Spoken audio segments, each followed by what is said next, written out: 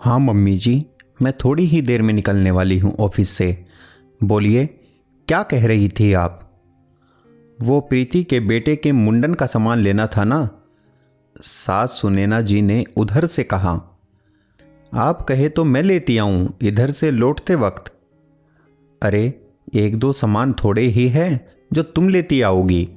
मैंने तो ये कहने के लिए फ़ोन किया था कि कल छुट्टी ले लो और 18 तारीख से 4-5 दिन की छुट्टी ले लेना।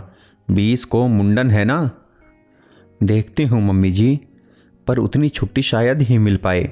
मार्च क्लोजिंग चल रही है ना, और शॉपिंग के लिए कल नहीं संडे को चलते हैं ना। बहू, हर जगह तुम अपनी मर्जी क्यों चलाने लगती हो? कल मतलब कल, और हाँ, छुट्टी के लिए भी अप्लाई कर देना, कहकर सुनैना जी ने फ़ोन काट दिया। पता नहीं ये मम्मी जी मेरी कोई भी मजबूरी क्यों नहीं समझती। हाँ, ये सही है कि घर और बच्चों को संभालकर वो मेरी नौकरी करने में बहुत मदद कर रही हैं, पर उसके लिए कदम कदम पर इमोशनल ब्लैकमेल करने से भी नहीं चूकती।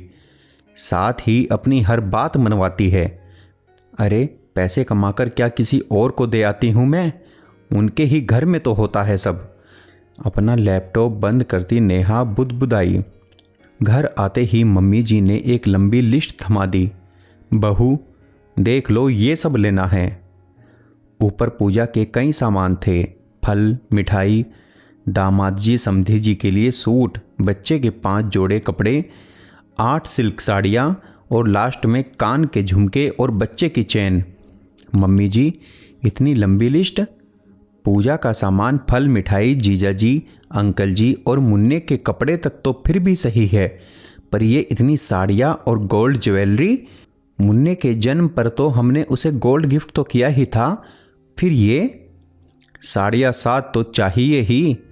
प्रीति, प्रीति की सास, जेठानी, ननंद, दादी सास और चाची सास, एक एक्स्ट्रा इसलिए ताकि किसी और को देना पड़ गया तो, और मायके के नाम पर ताने ना पड़े तो सिल्क ही देंगे ना। और 3 साल पहले मुन्ने के जन्म पर गोल्ड दे दिया तो क्या हो गया? ये उसका मुंडन संस्कार है, इसमें देना बनता ही है। रही बात प्रीति की, तो उसे बस एक ही साड़ी दोगी? साथ ही ये भी तो समझो बहू, हम लोग पहली बार उसके ससुराल जा रहे हैं और वो लोग बड़े लोग हैं, तो उनके हिसाब से तैयारी भी तो करके जाना पड़ेगा।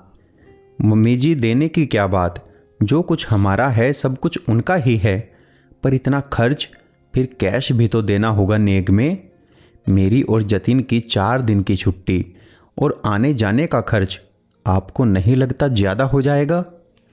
हाँ, एक ही ननंद है, फिर भी उसके लिए तुम इतना सोचती हो। मेरी 4 नंदे थी, पर जो बन पड़ता था मैं दिल खोल कर करती थी। तुम लोग दोनों मियाँ बीवी कमाते हो, फिर यह हाल है। मम्मी जी, आपसे कुछ छुपा हुआ है क्या? जतिन की सारी सैलरी तो घर में ही लग जाती है, और मेरी सैलरी का 50% बच्चों और उनकी पढ़ाई में। जो बचता है वो इसलिए सेव करते हैं हम, ताकि कभी कोई अप्रत्याशित खर्च आ गया तो किसी के आगे हाथ न पसारना पड़े। नेहा ने अपनी बात रखी। बहू, देखो, वो सब मैं नहीं जानती। नौकरों की तरह तुम्हारा घर संभालती हूँ। अब अपनी इकलौती बेटी के बच्चे के फंक्शन में मैं कुछ नहीं सुनूंगी।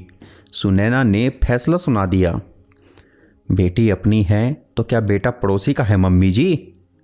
मन किया पूछे सास से, पर बात बढ़ाने से क्या फ़ायदा, ज़्यादा बोलेगी तो रोना शुरू कर देगी। जतिन, मम्मी जी ने शॉपिंग की लंबी लिस्ट दी है, और अगले महीने बच्चों का नई क्लास में एडमिशन, बुक्स, यूनिफॉर्म, आपको तो पता है ना कितना लग जाएगा, तो अगर आप कुछ हेल्प कर देते। रात नेहा ने पति से कहा। नेहा, तुम ऐसा सोच भी कैसे सकती हो? इनकम टैक्स के झटकों से मैं पहले ही हिला हुआ हूँ, और उस पर से तुम और झटके दे रही हो। जतीन ने अपना पल्ला झाड़ लिया। रात भर नेहा सोचती रही कि क्या करे क्या नहीं। अगले दिन सासू माँ के साथ बाजार जाते वक्त उसने अपना शादी के समय मिला मोटा चैन भी बैग में डाल लिया। सासू माँ को कपड़ों की दुकान में बिठाकर वो सुनार को वो चैन गिरवी रखने कहकर उससे मिले पैसों से झुमके और छोटे चैन की बात कह आई। सुनार पहचान का था तो उसे कह दिया कि वो मम्मी जी को ना बताए। उसे पता था मम्मी जी को पता चला तो वो बाल की खाल निकालेगी। कपड़ों की दुकान से एक लंबा चौड़ा बिल चुकाकर निकलने के बाद मम्मी जी ने एक अच्छा भारी झुमका और एक चेन बच्चे के लिए पसंद की। यहाँ चैन देने के बाद नेहा को कम ही पैसे खर्च करने पड़े तो उसने चैन की सांस ली। मम्मी जी के कहे अनुसार 4 दिन की छुट्टी तो ना मिली, पर शनिवार रविवार जोड़कर 3 दिन हो गए। आगे पीछे गाड़ी फल मिठाई कपड़ों से भरकर सब प्रीति के ससुराल पहुँचे। सुनैना जी अपनी खरीदारी और लाए हुए सामानों से पूरी तरह संतुष्ट और गौरवान्वित थी। उन्हें लग रहा था कि प्रीति के ससुराल वाले तो इतना कुछ देखकर गदगद हो उठेंगे। मुंडन के बाद आशीर्वाद की घड़ी आई तो नेहा सारे सामान निकालकर लगाने लगी। पूरा बरामदा सामानों से भर गया। उसके बाद सुनैना जी ने बेटी और नीति का जेवर निकाला और फिर बेटी की सास से पूछा, समधन सब ठीक तो है ना? हाँ ठीक है, एक उड़ती नज़र देकर संक्षिप्त सा जवाब दिया समधन ने। फिर एक बड़ा सा बैग निकालकर उससे एक हैवी गोल्ड का सेट बहू को और मोटी सी चेन पोते को पहनाई। फिर जेठानी, ननंद, दादी सास और चाची सास तक ने एक एक सेट बहू को और बच्चे को किसी ने चैन तो किसी ने अंगूठी दी। प्रीति और मुन्ना लकथक हो गए। मम्मी जी का उतरा चेहरा देखकर नेहा ने चुपके से उनके पास जाकर पूछा, मम्मी जी नेक की रकम बढ़ा दूं क्या? सुनैना जी ने नाम में सर हिलाया।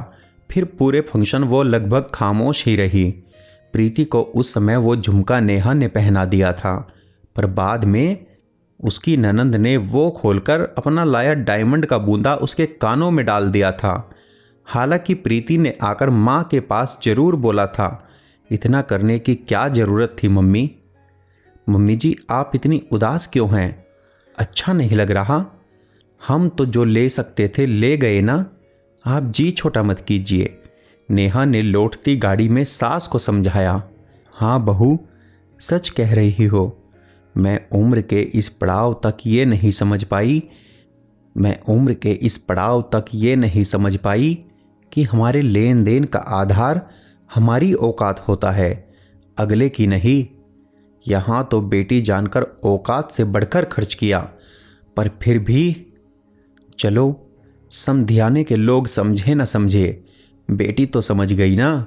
यही तो बहुत है। और उनके ससुराल वालों को उनका शगुन हमसे बड़ा और अच्छा था, ये सब देखकर दुखी नहीं बल्कि हमें तो खुश होना चाहिए कि हमारे घर की बेटी इतने सुख में है कि उसे किसी चीज़ के लिए मायके की तरफ देखने की ज़रूरत नहीं है। मायके वालों को क्या चाहिए, है ना? नेहा ने देखा इस बात पर सासू माँ के चेहरे की खोई मुस्कान और संतोष फिर से झलक उठी है। दोस्तों, आपको क्या लगता है? आपके इस बारे में क्या विचार हैं? हमें कमेंट करके ज़रूर बताएं। अगर आपको कहानी अच्छी लगी हो तो लाइक व शेयर ज़रूर करें।